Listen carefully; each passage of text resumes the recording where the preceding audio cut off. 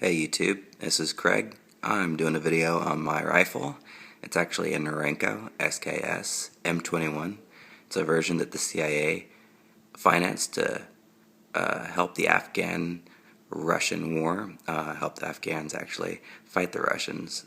And so it's kind of cool, but obviously it's not the original SKS anymore. I removed the wooden stock and I put on a Tapco stock, which I'm very happy with. It's very nice. It came pretty quick and it was easy to put on for the most part, except for that dang dust cover that everybody knows about for the gas tube.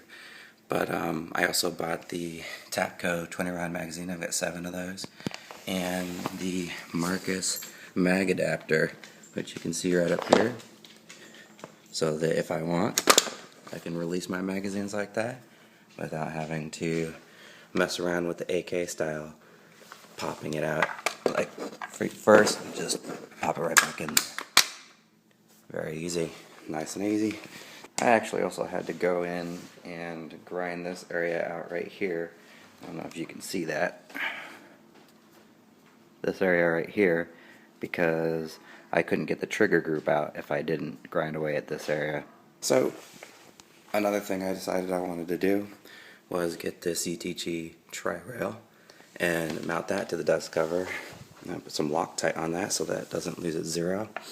I also got this Utg laser, which works really nice.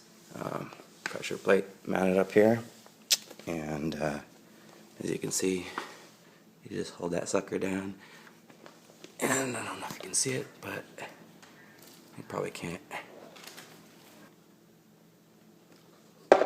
Anyway, it works. And it's a pretty nice laser.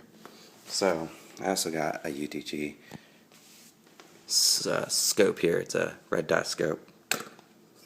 And I love Utg, they're awesome. So the scope, I haven't tried it out yet, but I can't wait to. Should work pretty good. Let's see if I can show you. I'm sure you've seen this before.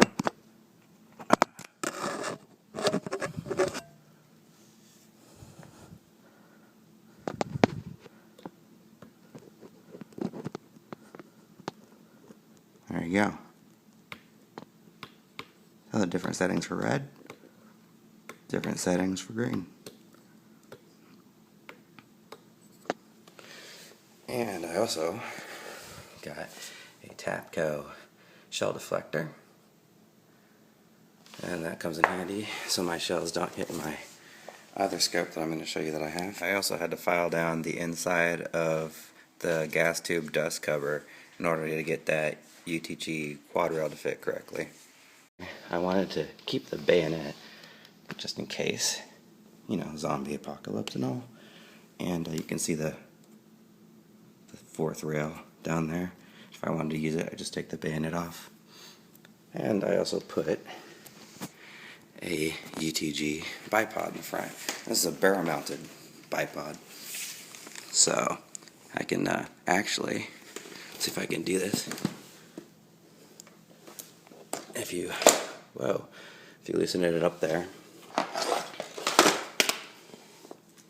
there's a quick release on it.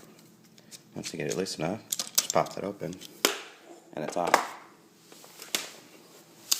I also decided I wanted to mount a flashlight on the side, and the flashlight happens to be right where my front grip is, so I just push a button, have it on. Don't need a pressure plate. I've already got a pressure plate for the laser in the first place. So I also wanted to show you the scope.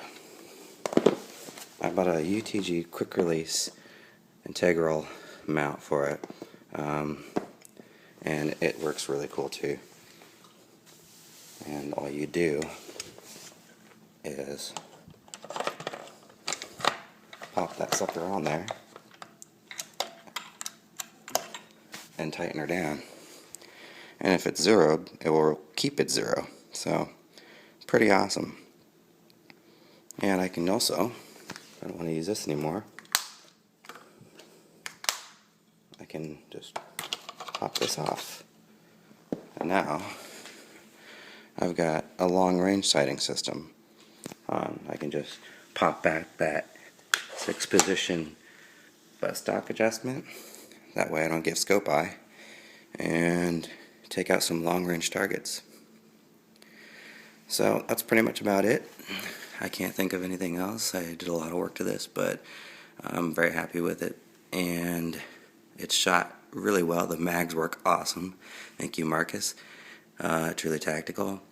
And that's about it, guys. Thank you, UTG. Thank you, Tapco. And thank you, good old Russians, for designing the SKS. Later, guys.